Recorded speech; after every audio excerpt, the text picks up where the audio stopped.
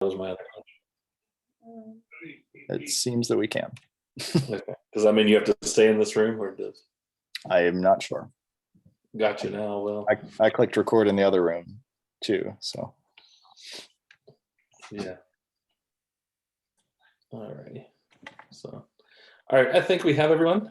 And so I assume that most people here are either interested in Pulsar and FRB observations or has some experience. Is that, well, I assume that's the case. So anyway, basic overview of what we're going to be dealing with is that our data format is done in PSR fits. This is done in all our Pulsar modes. It's slightly different depending upon which Pulsar mode you do pick, though. One of our common modes are search, fold, and cal. So search is when you're just searching and we record the dynamic spectrum. So you're getting spectrum outputs every so many for a small period of time, and then we keep on reporting those. Fold is when you actually know the pulsar, and so you know the period that it is currently, and so you can do a little bit more pre-processing there. And then cal is actually done. Another recording mode we have is actually baseband, and this is basically just recording the raw voltages that are coming off the telescope. It's one of the most data intensive modes that we have, so we only do this for special occasions really, and doing any pre-processing we can helps with our data volume. So but that is possible. As GBO sometimes writes software to help process its data. Unfortunately fortunately and unfortunately, depends how you look at it,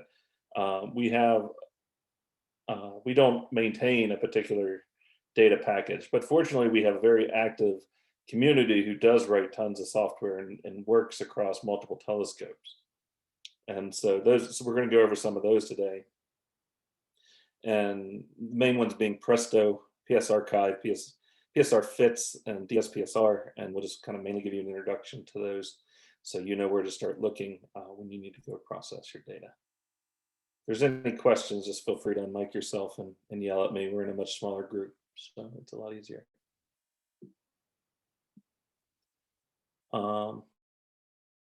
So PSR Fits overview. So this is, like I says, the standard format. And what's nice about having it in a Fits format is that's compatible with a lot of different other softwares, right? And gives you a lot of other functionality. This is what we were talking about before. So search mode is also known as filter bank mode. This is a high time resolution of spectra that we're outputting. Given you can change that variable, but you're probably times 10 to the negative 6 seconds on that scale. And so we have different polarization options there. You can do either full Stokes, which are these self-cross products, or you can do the total intensity. That is sum. And then these are organized into sub-integrations. So fold mode is what we were saying before. You usually have an ephemeris, which tells you how the pulsar is moving, and other parameters that affects its period. And gives you you already have that down to a high precision. And if you have that down to within one rotation, it's known as phase connected. So you have it down to within a phase for each sample. So this results into, the pulse phase, the frequency, and time. It's a 3-axis, but because you're averaging these together over a longer period of time, it actually reduces your volume. And this has to be recorded in the 4 polarizations. And then we have the cal mode, which is a simplified version or a specialized version of the fold mode. It's just done with a noise diode on the telescope itself. Some of your data sets will go across multiple banks. So we're going to have to merge some of this data onto our Vega system. There was a period of time where we had 2 different backends we could choose from. And that was the Guppy, but we have Vegas, which has a lot of the same software that Guppy had. And so all of Pulsar and FRB observing done on the GBT is now coming through Vegas. Depending upon which modes and how taxing they are on the system, we may break up that workload to go across multiple banks, depending upon if it's coherent or incoherent or the total number of bandwidth.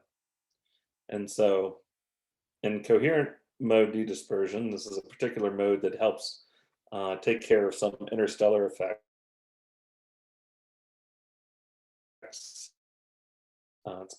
You can either have it connected to 1, 2, or 8 processing computers, and that's depending upon the bandwidth. So each of these processing computers can only write data so fast, and depending upon how much bandwidth you need to write that faster. And the coherent dedispersion is an extra step that takes a good bit of processing power. So we can break it up basically between 1, 2, and 8 computers. And if you break your band up in 1, 2, and 8, you get those fractions basically is the next line. And these computers are ranked or labeled as A, B, C, D, E, F, G. Vegas has the ability to move this spectral windows around for each one of those units. This would be A, B, C, D, and so forth. And you could stack them any way you wanted to, but most of the time they're just tip to tail all the way across our observing band.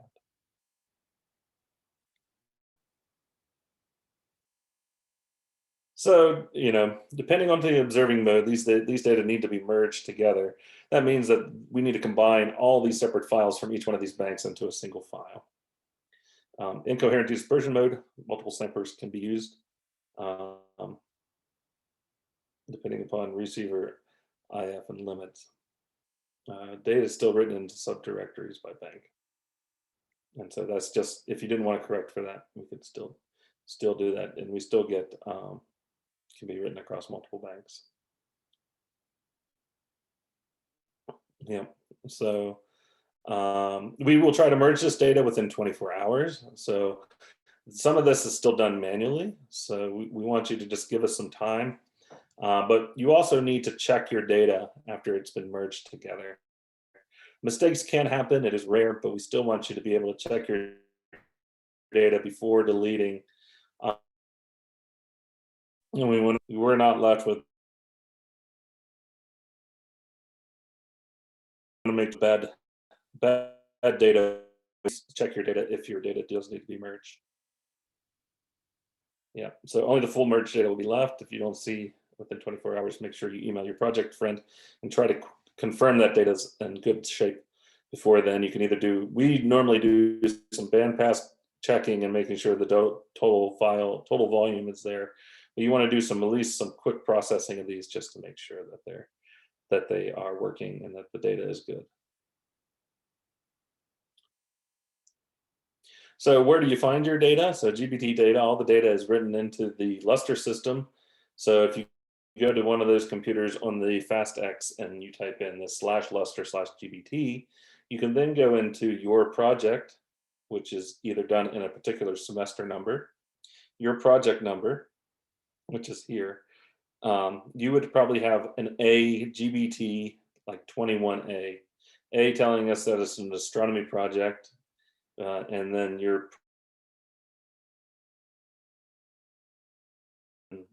semester is 21A. Then you have your project number that's actually assigned to you in the DSS, and then you have a session number that comes at the very end. So you may have, several different sessions, and that's broken up for you, so you don't have a huge volume sitting there.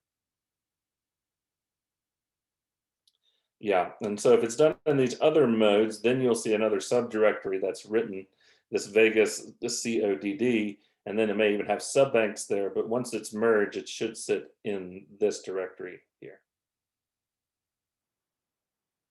But even though we merge them in those directories and we want you to do some simple analysis, we don't want you to do that analysis right there in this directory. Because what happens is that these data are normally, especially under the NSF, are archived and eventually made public for later archiving in later science at a later date. So we don't want to archive your processing as well.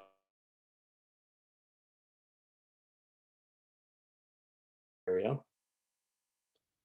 Or to this Lustre/Pulsar area. So both of these allow you a lot more volume. If you do it to your personal home directory, you're going to run out of data real quick. And that even happens for me. And they'll shut down my emails because my emails are also listed as this data quota as well. So we want to make sure that we're putting data in the right area on computers and in areas that handle the data volume that we're doing. And that just helps us out. So once you know where your data lives, how do I actually do the processing? To access the Pulsar data, we've combined a lot of these user tools into essentially a library. And if you just source that here, that will be able to run on Red Hat 7 currently and give us even so it says Presto, there's a bunch of other tools in there as well. Now you're able to write this as a function in your bash profile that allows us to you don't have to remember this each and every time. You just can write this single Pulsar environment command and allows you to run it.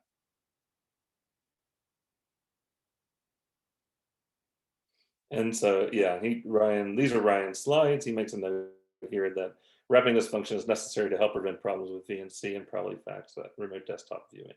So this helps out with that. Now these slides will be made available as well. So you could probably copy and paste those in FastX later. So don't worry about writing them down. One of the most common Pulsar packages as used is Presto. It's kind of the longest lived one. It's C-based and Python-based, and it's constantly being updated.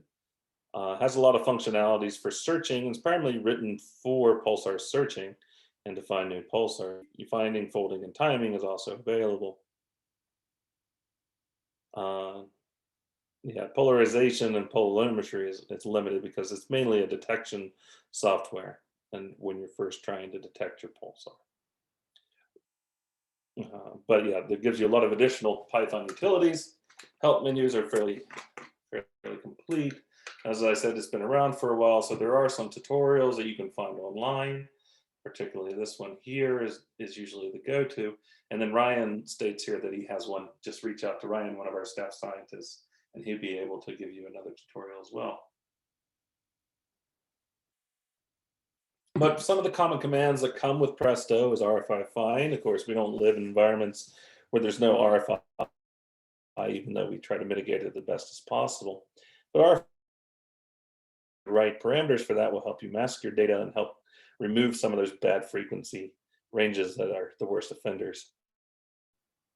Prep data will essentially disperse your data. So this will take care of that interstellar medium. And then it will sum and what's known as scrunch across your frequencies and create a time series, a single time series. Prep subband is similar to prep data, but you can do a lot of these at one time. Excel search will do basically Fourier transform search. And then we have single pulse searches as well, which have been great for FRBs and RRATs. Prep fold, as once you find a period and so forth, you can then fold your Pulsar candidates and look at it in both the frequency and time and get different plots. And then you can do Pulsar timing with this as well by using get TOAs for time of arrivals. Another package that's used quite a bit is PSArchive. Of course, this is C++, working with fold mode data. Has a lot of tools for visualization. You can zap and do other things manually. This can be found located at this address. Documentation is always wanted more, so Ryan's made that note as well. But you can find many of these, but this is becoming very popular.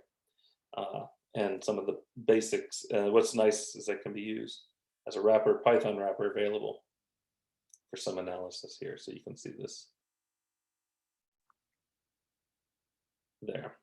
But a lot of the common commands that are used with PSArchive, we can see here that PAV, it helps with plotting. POSI is one that's used quite a bit to either inspect your data or to automatically zap known RFI.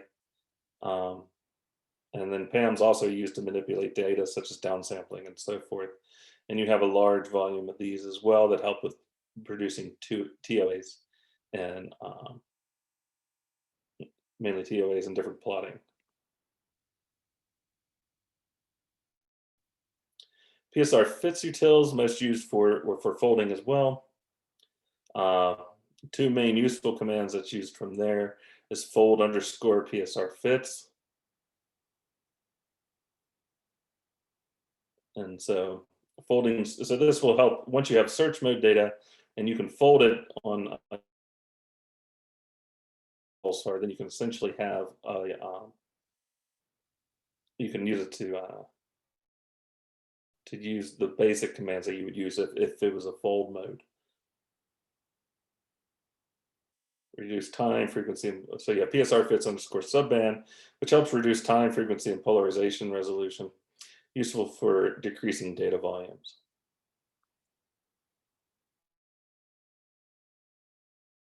That could be used as the baseband or raw mode, and this DSPSR helps you basically create from that the other modes that we've seen before. And so useful for folding, search mode, and working with others, can be used with search mode, PSR fits, and SIGPROC is one of the early filter bank formats as well. You can also connect to data buffer online observing. So this is created for VLA and others as well, but you can find the link here. And that's pretty well. So of course, if you have any problems, you can always reach out to your project friend, and we're willing to help look into any issues that you're having with your data. Ryan writes here that we help install on your own computer. I'm a bit weary about that one. Some questions, I think he's a bit weary about that one as well, but we'll definitely try to help you.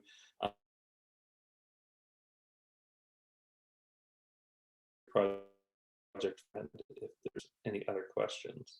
So I know that was a wall of text and a bit of a whirlwind, but I was wondering if there's any questions out there for Pulsar observing and which ones we may be most interested in.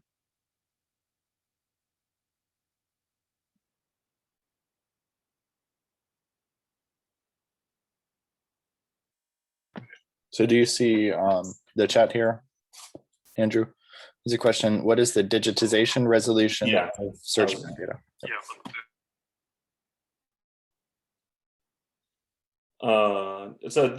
Are you saying digitalization resolution? Is this your time or frequency or the actual? So you can set up those rates in the, I don't have them at the top of my head. If you're actually talking about the disk rate. No, I'm not talking about the bits, how many bit data is recorded for such. Yeah, sorry about that. There's too many resolutions. Yeah, so we're normally done in 8-bit.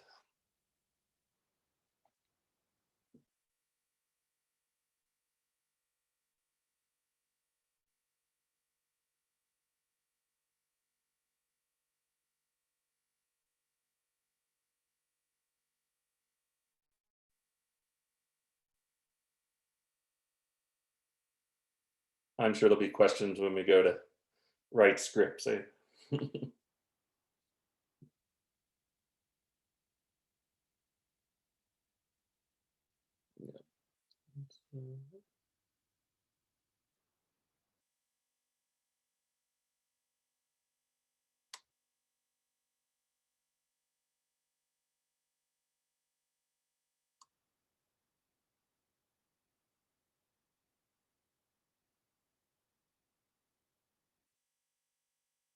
How are we doing on time? Well, did I go through that too fast? You went through it at whatever pace feels right for you. So we do have an extra half an hour. I'm just looking at the group assignments here. So the two Pulsar groups are really very overlapping. Group 4 was primarily, I titled that Pulsars plus other transients, and then group 5, Pulsars plus FRBs. But really the topics are led by whatever the group members want to observe. And we have a little bit of a misbalance here between the groups now. So if someone from group 4 would want to bop over to group 5. Let's see, Tasha, Atul, or Sonia, just so that we have an even balance between them. Otherwise, Will and Carl are going to get all the time, and each get an hour of time.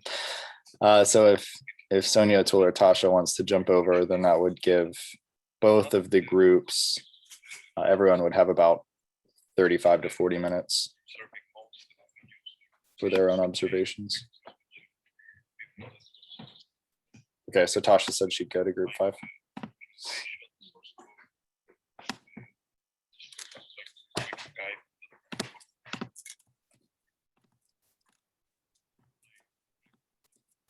Cool. That'll currently put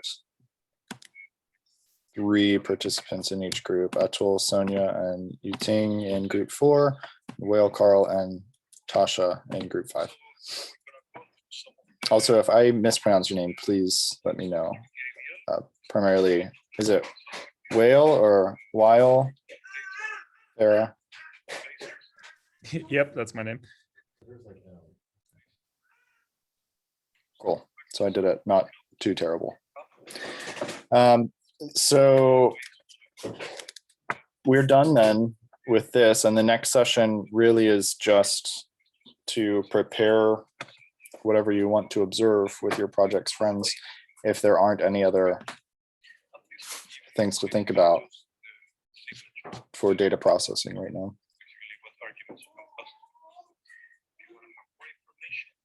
So we could take a break and come back in a half an hour and start that data, or start that observation planning, if everyone would like to do that. The session technically doesn't start until 2:30 p.m. Eastern, which is in a half an hour.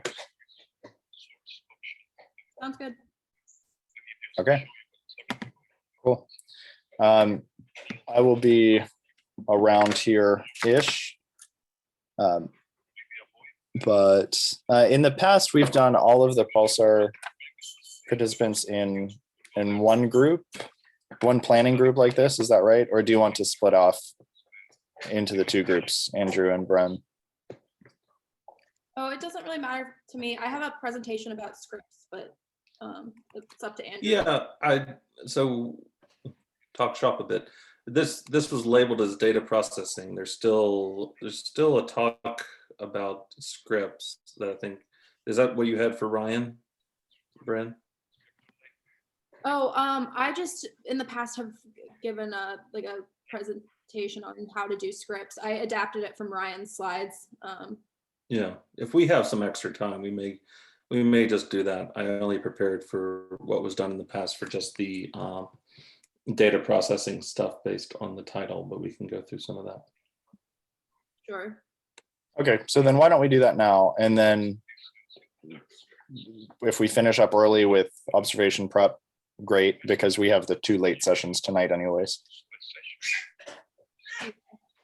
So are you prepared to give that now, Bren? Yep, sure. Cool. Let me just set this up.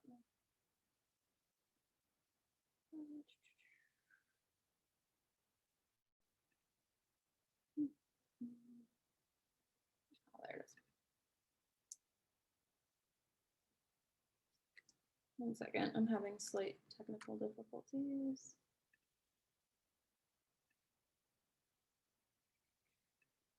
All right, that's fine. I'll just share it from here. Okay. All right. Can everybody see that Pulsar observing presentation? Awesome. So what I'm going to do is I'll just go through kind of the things you need to know for scripts. So we'll start with just like terms to know. A lot of these are just review. But Astrid, which is the interface used for controlling the GBT and monitoring observations.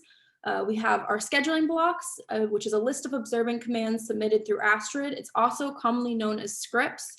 So if you hear scheduling blocks and scripts kind of used interchangeably, they're the same thing. You have your configuration or config, and these are the set of keywords and values that are used to set up the GBT for observations. Clio, like you saw earlier, is the control library for operators and engineers, and tools and applications for operating the GBT systems, which you saw earlier. And talk and draw, how you communicate with the operator. So for scheduling blocks, you have a couple key aspects for a scheduling block. You have your catalog, which loads, and these are the commands, the exact commands that you would use in Astrid. So it loads a list of sources.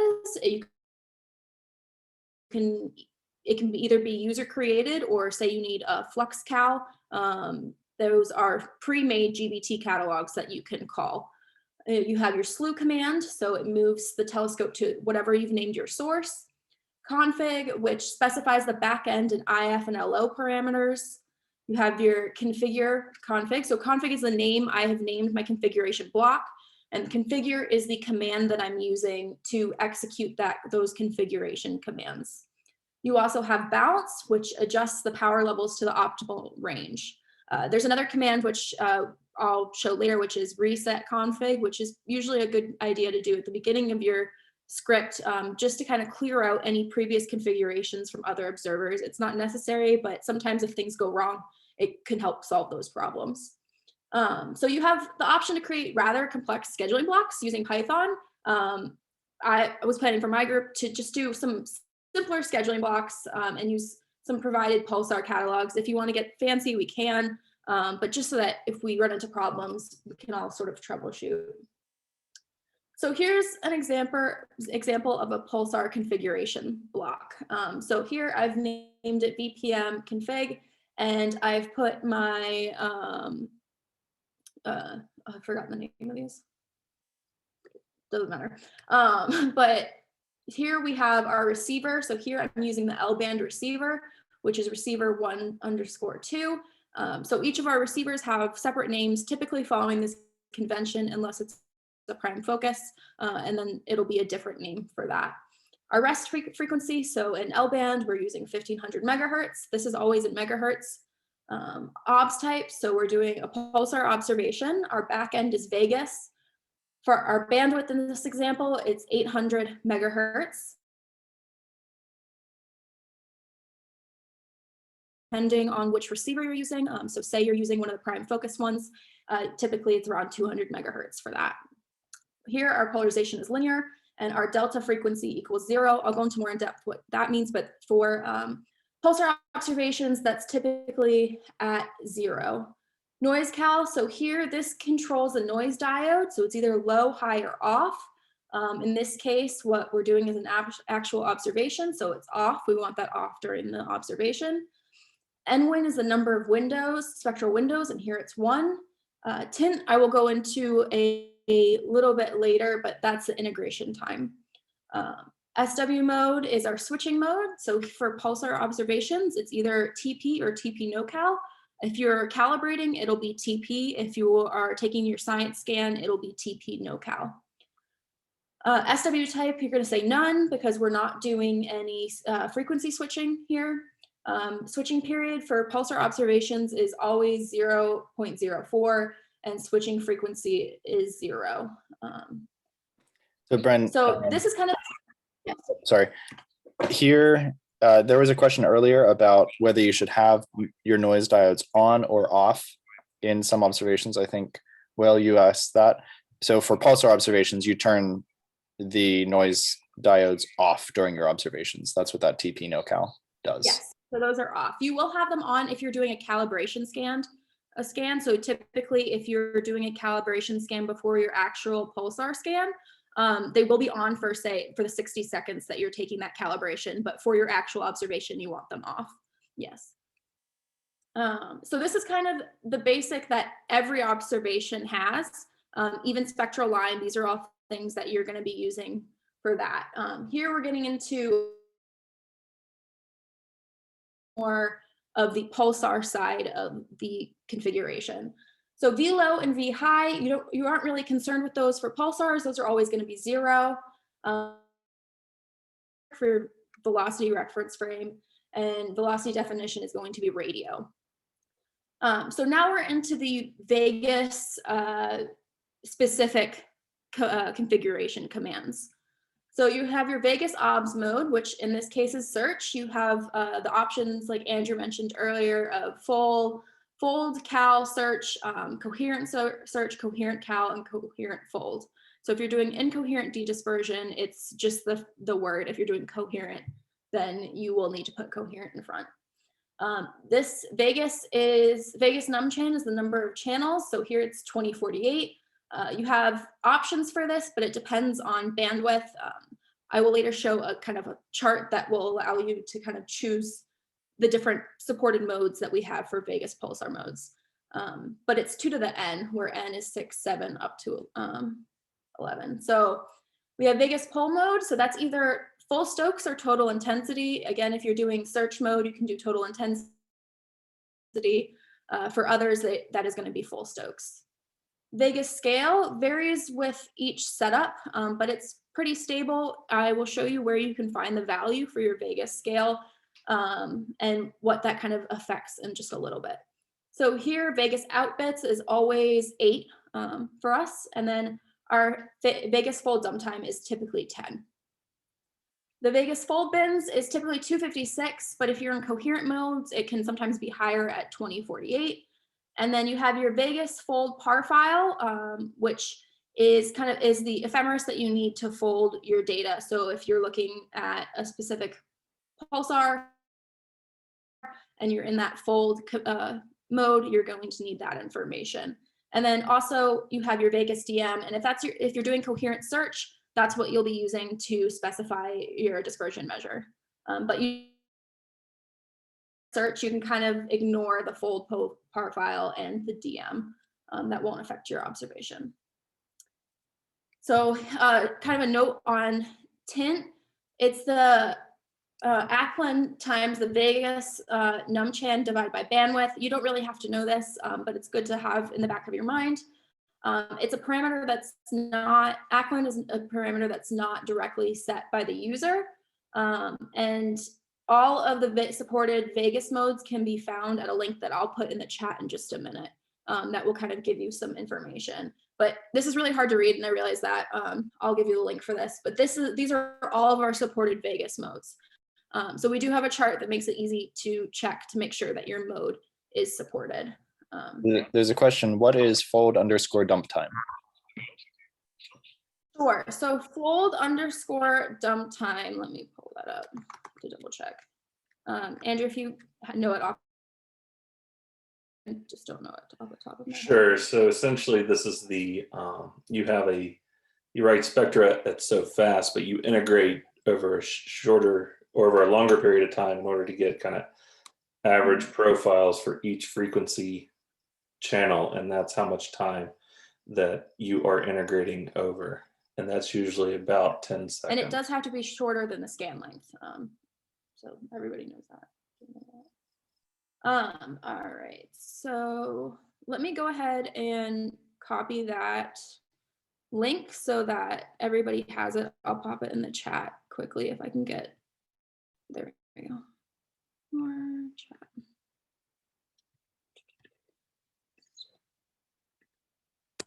All right, so when you get a chance later, you can go ahead and look at that link that I put in the chat, but I'll keep moving forward. So I will skip over that because that's not relevant right now. But so if your configuration is ready, your configuration parameters are ready, what's next? So that's when you write the commands that are telling the telescope where to go and what to do rather than how to configure itself. So here, what you'll typically see is I'm calling a catalog here. So I'm giving the path of the catalog as a string. This is where I would put that configuration that we just looked at. So I'm going to go ahead and configure the telescope for my configuration. I'm slewing to my telescope, my source with the telescope. I'm bouncing Vegas, and then I'm tracking my source for 1,800 seconds. This does have to be in seconds, not in hours or minutes. And this none, this is kind of leftover. It's just always going to say none there for any track commands. Okay, so how is Pulsar data calibrated? Raw data is recorded as counts, which can then change depending on how the system is bounced. And we're aiming for physical units of Janskis. So the steps to make sure that you can calibrate your data, you're going to observe a standard source of known flux density with an on-off scan, and then you will use that previous observation to measure the strength of the GBT noise diode. You'll then bounce the system at the position of the pulsar and then observe the pulsar with the noise diode, and then observe the pulsar without rebouncing. That's a really key point, is that you do not rebounce after your calibration scan, and use the noise diode to calibrate that pulsar data. That's also not relevant. Okay. So useful Astrid commands that you'll be looking at is your track command. So track can accept a start time and a stop time instead of a scan length. So this is really helpful if you know exactly when, if you're just watching one source and you know exactly when you want that to end, you want it to end at exactly when your time is up, you can give it a stop time instead of a scan length to make sure that you stop on time and don't run into somebody else's time. It's a string following hour, minute, second, and it has to be in universal time rather than in Eastern time. Horizon objects can be used to define times based on a source's elevation. So it allows you to start or stop the observation when a source rises or sets. So say you know your source is going to come up at a certain elevation, then you want to start observing, then you can use that command.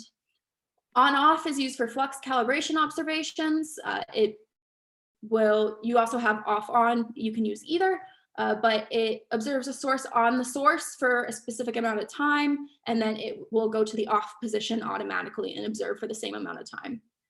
Auto peak focus selects and observes a nearby calibration source and updates the pointing and focus corrections. So typically you want to slew to your source first, then do an auto peak focus because it'll choose a source that is close to your desired source. And then you make sure you configure again for your science scans after, because if you don't, it'll continue to use that auto peak focus configuration. Can I add a couple of things here? There's also just a peak focus command that you can run instead of auto peak focus. And if you run just the peak focus, you have to say what object you want to peak focus on. Auto peak will go and, like Bren said, find a nearby good source to point at. You can also set a lower flux limit for auto peak focus and tell it you don't want to look at sources below a certain threshold. Another thing about horizon is that whenever you start observing with a horizon object in there, it will calculate the path, I believe, of the source. And if the telescope needs to unwrap anywhere along that track, it will unwrap right at the beginning. I believe that's true. It's at least true if you have an ephemeris and a horizon object in. So let's say you're starting shortly after a source rises and you're going to observe it for 6 hours until it sets almost. If the telescope needs to unwrap anywhere in that period, it'll just do it right at the beginning. Which is extremely helpful because you don't want to get caught halfway through an observation with the unwrap.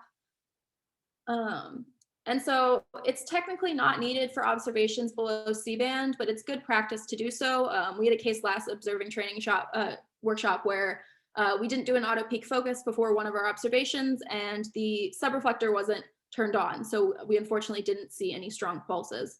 So it's always good to have that at the beginning. And it's only for Gregorian receivers. So anything below L-band, you're not going to use auto peak focus because you won't have that focus subreflector. You'd use an auto peak or a peak. All right, so here you can see some of those commands, what they're going to look like in Astrid. So again, that track with both the start time and the stop time, my horizon. So here the horizon is 6 degrees in elevation, and an on-off of a source. So this is just the sort of nomenclature that we use for that. I'll go over some tools that are useful for when you're observing. So here we have our Vegas monitor that you guys saw when Amber was giving you the Clio talk. So again, you can click that Vegas power monitor and this will pop up. And so here you can see that all of the banks are being used and that value, the count for the value is between -50 and 50 and the counts are at around 800. And that's sort of where you want to see it. This was what it looks like in the time over seconds. But here you can see all of the banks that are being used. So bank A through bank H are being used here and they're running, and that's what you're going to want that to look like. And it depends again on what bandwidth you're using, how much you're going to be using, how much of this you'll be using. So here's another useful tool, which is launched by typing VPN Status. But you have to be logged into Vegas HPC 1 or at least one of the Vegas HPCs to look at this. And you can use that to check the status of shared memory. So the one that you're really going to be concerned about, let me see if it's on this one or the other one. No, it's on the other one. But this makes use of the shared memory to pass configuration parameters between the managers and data acquisition programs. So this is just good to like take a quick look at while you're observing to make sure everything is going well. So here's the HPC status screen. So you can bring that up by typing VPN HPC status in your terminal. This screen is set up for a coherent dedispersion at L-band, but you want to look at this drop tot and you want to make sure that that is around 0, meaning you're not dropping any data. So again, they're pretty helpful just to make sure things are running well, but you don't have to be too concerned with it. Let's see, so here's the VPN monitor page. So this is if you're in incoherent dedispersion. So you can see the link right here. It's www.gb.nrao.edu. And then these are the band pass plots. So the average value you want to see should be around 30 to 40 counts. And it's controlled by that Vegas scale parameter that I was talking about earlier. So this isn't great, what you're seeing here, but you can see the blue curves show the minimum and maximum values for the current data block. And that red curve shows the mean values for the current data block. It's really good to use this to see if you have any RFI that's showing up, because you'll see spikes here where you see that RFI. So if you manage to look at this when you're observing and you catch that and you're able to look in your data and see if it's affected your data. So here's our other data display web page, which is for coherent modes. So the data from each HPC is collected in coherent folder cal modes. And your first column here is observing frequency versus pulse phase summed over the entire data file. So this is over the entire file, and you can see that pulse phase. And then the middle column is your frequency versus phase for the most recent sub integration. And then your last column is the observing time versus pulse phase summed over all frequencies. So this is very helpful to make sure that you can see that pulse. Like when I said earlier that we had that issue the last trading workshop, you couldn't see the pulse here. It was just sort of static. So this is a good way to make sure that you're seeing what you're sort of expecting to see. And then it's going to look different for coherent search, but this is for a coherent fold mode. And then Andrew already went over this for accessing your data. You have your coherent dedispersion modes, your incoherent dedispersion modes. They are in different areas on the Lustre systems. And then the file naming conventions are right here. And so you can make sure that you're seeing the files you're expecting to see and that everything's writing to the disk. And I will make these slides available so that everybody has those commands. And then that Vegas website is very easy. Let me see if I can pull it up here so everybody can see it. So here you can see those modes that we have, the VPN modes. So you'll go ahead and you'll go to the dedispersion mode. So say you're doing an incoherent search with 800 megahertz of bandwidth, and you want a frequency channel of, let's see, let's say I want to do 2048. So then I can see that I want my integration time to be 40.96 microseconds. So you can use this, and then you'll be able to check your scale, which, let's see, your scale, which will be 10,000. And that'll just ensure that everything's kind of balanced correctly. But you can see we have all of those for coherent and incoherent. This is a really good chart to double check. But yeah, so I'll go ahead and stop sharing and see if anybody has any questions.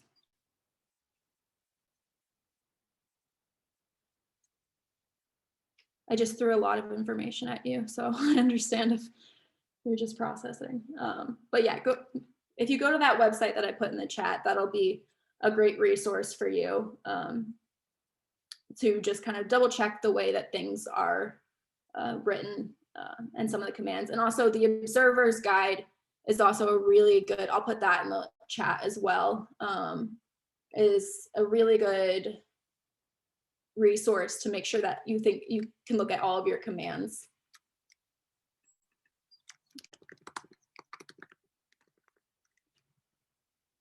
Let me see if I've got a question.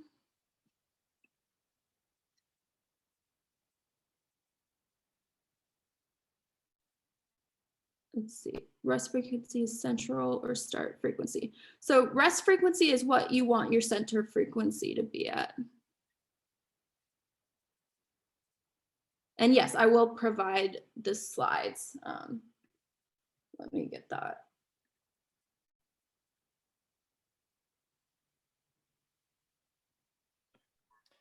I will link both Bren's and Andrew's slides from the Observer webpage too.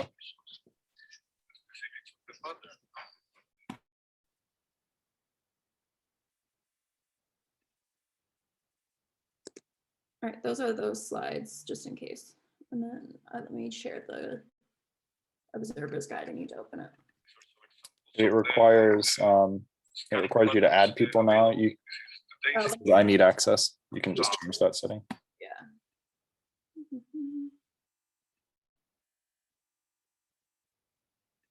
You should be able to access it now.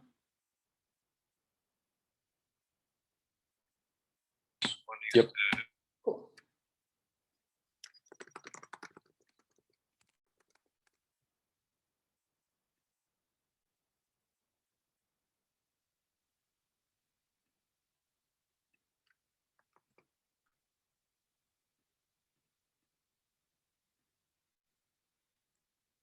And then there's the link for the observer's guide, which has a lot more detailed instructions for how to set things up. But you can go ahead and ignore the guppy chapter. That will not be applicable.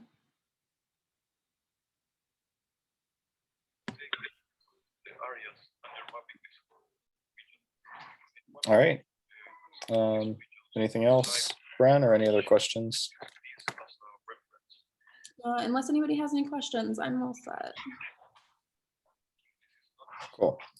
So we will split into our two groups, and then, like I said, the plan for the rest of today is just to come up with some observing scripts. So think about sources you'll want to observe, and then work with Bren, myself, Jesse, and Andrew to write the scripts for that. And our observing sessions tonight are the latest, but then it flips and we have the earliest ones on Wednesday evening.